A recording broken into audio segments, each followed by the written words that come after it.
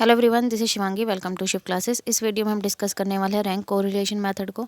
तो ये MEC 03 में आपका इस बार जो जून के एग्ज़ाम हुए थे सितंबर और अगस्त में, तो उसमें ये आपसे पूछा गया था। 12 मार्क्स का ये क्वेश्चन है।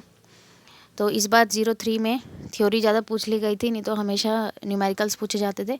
अब चाहे आपका सब्जेक्ट कोड 103 है, तब भी आप इसे कवर कर लेना थ्योरी को, क्या पता आपके एग्ज़ाम में भी पूछ लिया जाए ये। तो जो हम ये थ्योरी कवर कर रहे हैं, ये हम SC गुप्ता में से कवर कर रहे हैं। तो इसमें रैंक कोरिलेशन पूछा गया था, साथ साथ एग्जाम्पल भी पूछा गया था कि एग्जाम्पल के साथ समझाइए। तो रैंक कोरिलेशन से पहले हमें कोरिलेशन पता होना चाहिए। तो कोरिलेशन की वीडियो आपको मिलेगी NTA UGC नेट की, जो मैंने प्लेलिस्ट बना रखी है, वहाँ से आप कोरिलेशन को समझ सकते हैं, कोरिलेशन क्या है। ठीक है, क्योंकि अभी मेरे पास इतना टाइम नहीं है कि मैं आपको एक एक टॉपिक या चैप्टर वाइज आपको टॉपिक क्लियर करूं। तो इग्नू में प्रीवियस ईयर क्वेश्चन ही रिपीट होते हैं, तो जो क्वेश्चन रिपीटेड हैं वही मैं उनकी वीडियोस जो है वो अपलोड करती हूँ चैनल पे। तो कोरिलेशन आप वहाँ से देख लेना, पूरा अच्छे से टॉपिक मैंने समझाया हुआ है कोरिलेशन क्या है। ठीक है, कितने टाइप के कोरिलेशन होते हैं, तो वहाँ पे आप इसे समझ सकते हैं। अब बढ़ते हैं हम रैंक कोरिलेशन की तरफ। तो रैंक कोरिलेशन क्या है? Sometimes we come across statistical series in which the variable under consideration are not capable of quantitative measurement but can be arrange in serial order. तो कई बार स्टैटिस्टिकल सीरीज़ में क्या होता है, जो भी हमारे पास वेरिएबल होते हैं वो क्वांटिटेटिव मेजरमेंट में कैपेबल नहीं होते हैं, तो हम उनको सीरियल ऑर्डर में, रैंक से ही पता लग रहा है रैंक दे रहे हैं हम, ठीक है, उनको सीरियल लेकिन हम उन्हें सीरियल ऑर्डर में अरेंज कर सकते हैं। This happen when we are dealing with qualitative characteristic. और ऐसा कब होता है? जब करेक्टरिस्टिक कैसे होते हैं? क्वालिटेटिव होते हैं। ठीक है, जैसे ऑनेस्टी है, ब्यूटी है, इन्हें हम नाप तो नहीं सकते हैं। Which can not be measured quantitatively but can arrange serially. ठीक है, हम इनको सीरीज़ में अरेंज कर सकते हैं, रैंक दे सकते हैं, बट हम इन्हें मीज़र नहीं कर सकते।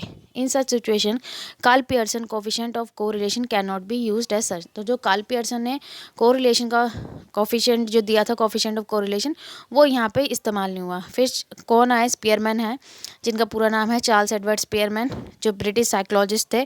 उन्होंने एक फॉर्मूला डेवलप करा 1904 में, which consist in obtaining the correlation coefficient between the rank of an individual in two attribute under study.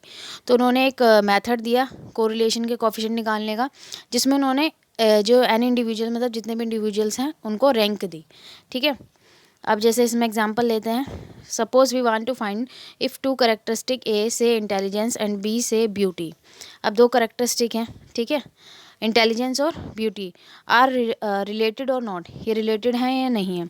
Both the characteristic are incapable of quantitative measurement, दोनों को ही क्वांटिटी में नाप नहीं सकते हैं, लेकिन हम इनका ग्रुप अरेंज कर सकते हैं इनके मेरिट के रैंक के बेस पे। Let the random variable x and y denote the rank of the individual in the characteristic a and b respectively. तो हमने x और y को डिनोट कर लिया रैंक।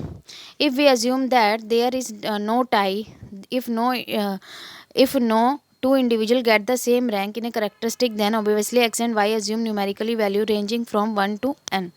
तो हम यहाँ क्या एग्ज्यूम कर रहे हैं, क्या चल रहे हैं कि इनके बीच में कोई टाई नहीं है, मतलब कोई भी चीज़ कॉमन नहीं है, तो हम यहाँ इन्हें रैंक दे सकते हैं 1 से लेके n तक, मीन 1 2 3 4 जितने भी रैंक देना चाहें। The Pearson correlation coefficient between the rank x and y is called the rank correlation. तो जो इनके बीच में हम रैंक देंगे, x और y के बीच में जो भी हम रैंक देंगे वो रैंक कोरिलेशन कोफिशिएंट कहलाएगा। ठीक है, जो करेक्टरिस्टिक है इसके a और b ग्रुप के। तो रैंक कोरिलेशन का जो फॉर्मूला है वो ये है। और आप इसको अगर न्यूमेरिकली समझना चाहते हैं, रैंक कोरिलेशन को न्यूमेरिकली समझना चाहते हैं, तो आप कमेंट करके ज़रूर बताना, तो मैं इसका भी न्यूमेरिकल आपको करा दूंगी, क्योंकि एग्ज़ाम में न्यूमेरिकल तो पूछा नहीं गया रैंक कोरिलेशन का। अगर आप चाहते हैं कि रैंक कोरिलेशन को आप न्यूमेरिकली भी समझे, किस तरीके से रैंक दी जाती है, या फिर आपके पास 11th की स्टैटिस्टिक की बुक रखी है, तो आप वहाँ से भी इसको देख सकते हैं, वहाँ से आपको समझ में आ जाएगा। ये आपका फॉर्मूला है, ठीक है, रैंक कोरिलेशन का 1 - 6 सिग्मा डी स्क्वायर अपॉन में n - n स्क्वायर - 1। इसे हम n³ - n भी लिख सकते हैं, n की मल्टीप्लाई अगर हम कर देंगे। ठीक है, जिसमें d जो है वो क्या है? Difference between the pair of rank of the same individual in the two characteristic, and n is the number of pairs. तो इस वीडियो में इतना ही। तो यहाँ आपका जो रैंक कोरिलेशन है वो ख़त्म होता है, और कोरिलेशन की वीडियो आप ज़रूर देख लेना। ठीक है, और सॉरी, इसके मेरिट्स और डिमेरिट्स भी रह गए हैं अभी, मेरिट्स और डिमेरिट्स रह गए हैं। तो मेरिट्स क्या हैं?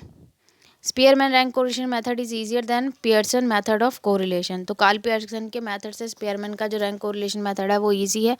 Rank correlation method is very convenient method when two series give only order of preference and not the actual values of variable. तो एक कन्वीनियंट मेथड है, ठीक है। रैंक कोरिलेशन सुपीरियर मेथड है किस वाले केस में? जब डिस्ट्रीब्यूशन कैसा हो? क्वालिटेटिव हो, ठीक है। डीमेरिट्स क्या है? कि ग्रुप फ्रिक्वेंसी में आप इसका यूज़ नहीं कर सकते और ये लिमिटेड डेटा को ही हैंडल करता है। ऑब्जर्वेशन 20 से ज़्यादा एक्सीड नहीं होनी चाहिए।